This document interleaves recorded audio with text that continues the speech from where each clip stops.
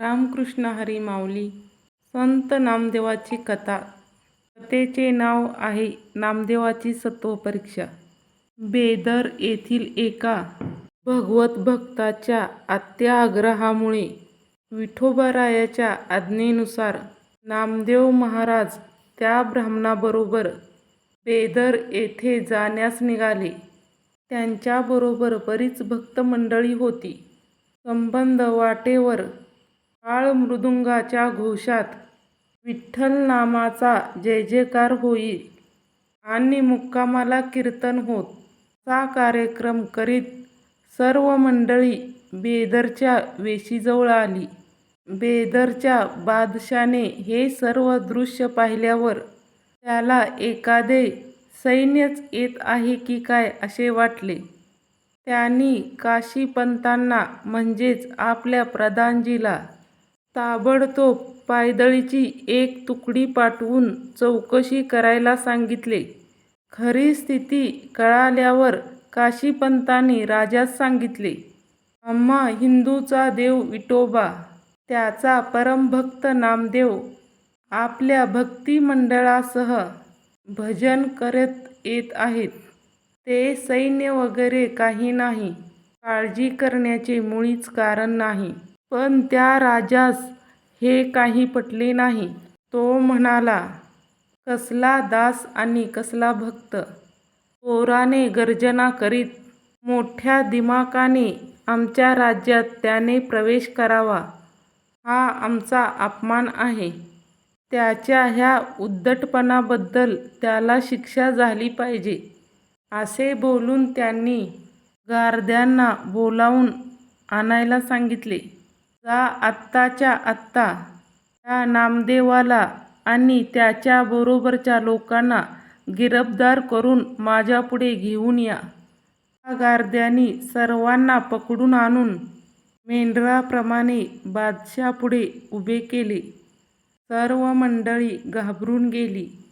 आता काय अनर्थ ओढवतो आहे या विचाराने काशीपंताचा जीव खालवर होऊ लागला. बादशाने एक गाय आणून फाटकाकडून सर्वांच्या देखत तिचा कत्तल करविला.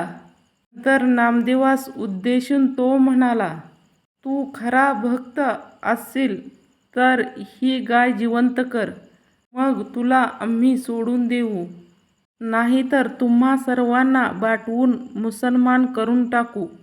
नामदेव दिडमूड झाले. त्यांच्या सत्वपरीक्षेची वेळ येऊन ठेपली. सर्वांची तोंडे मलान झाली. नामदेवांना भडभडून आले. त्यांनी उमाळा आवरला. गायीचे डोके आपल्या मांडीवर घेतले आणि पंढरीरायाच्या अनन्यभावे धावा करण्यास सुरुवात केली. आपल्या लाडक्या भक्ताची आर्तहाक येताच वायूच्या वेगाने पंढरीनाथ नामदेवाजवळ जाऊन गुप्तपणे उभा राहिले. दिव्यदृष्टीने विठ्ठलाची श्यामसुंदर मूर्ती पाठीशी उभे असलेली पाहून नामदेवाच्या डोळ्यात विलक्षण तेज भरले. त्याने अगदी शांतचित्ताने गायीच्या मृतदेहावरून प्रेमळ पद्महस्त फिरवताच बाजूला पडलेले ते शिर आपोआप धडाला जाऊन भिडले. आणि आश्चर्य असे की गाय पूर्वत पायावर उभी राहिली. तात्काळ सर्वांनी पुंडलिक वरदे हरी विठ्ठल या मंत्राचा गगनभेदी गजर केला. रेतकाळा पसरलेल्या दृश्यावर चैतन्य पसरले. सर्वांच्या तोंडातून धन्योद्गार बाहेर पडले. नामदेवापुढे सर्वांनी लोटांगण घातले. काशीपंताचा आनंद मनात मावेना. त्यांनीही बादशादेखत नामदेवांना साष्टांग प्रणिपात केला. आर्तक हाकेला ओ देऊन भक्ताची लाज विठ्ठलाने राखली म्हणून नामदेवाच्या डोळ्यातून प्रेमाश्रूच्या धारा वाहू लागल्या. हा सर्व देखावा पाहून यवनराजा जागच्या जागी थिजून गेला. त्यालाही कमालीचे आश्चर्य वाटले. भक्तजनाचे निष्कारण हाल केल्याबद्दल राजाला आणखीन एक धक्का बसला. पांडुरंगाने मायेच्या योगाने एकाएकी इतके सर्प निर्माण केले की सगळा राजवाडा व भोवतालचा भाग काळ्या, पिवळ्या, तांबड्या सर्पांनी व्यापून टाकला. शेकडो लोकांना त्याने दंश केला. प्रजाजन पटापट मरू लागले. चहूकडे अहंकार उडाला. बेदरचा बादशाह या भयंकर दृश्याने चांगलाच गांगारून गेला. त्याच्या तोंडचे पाणी पळाले. शेवटी त्याने काशीपंतास बोलावून सांगितले, नामदेवाशिवाय आपणास संकटमुक्ती होऊ शकणार नाही. त्यांच्याकडे जाऊन हा अनर्थ थांबवण्याची आमच्यातर्फे त्यांना प्रार्थना करा.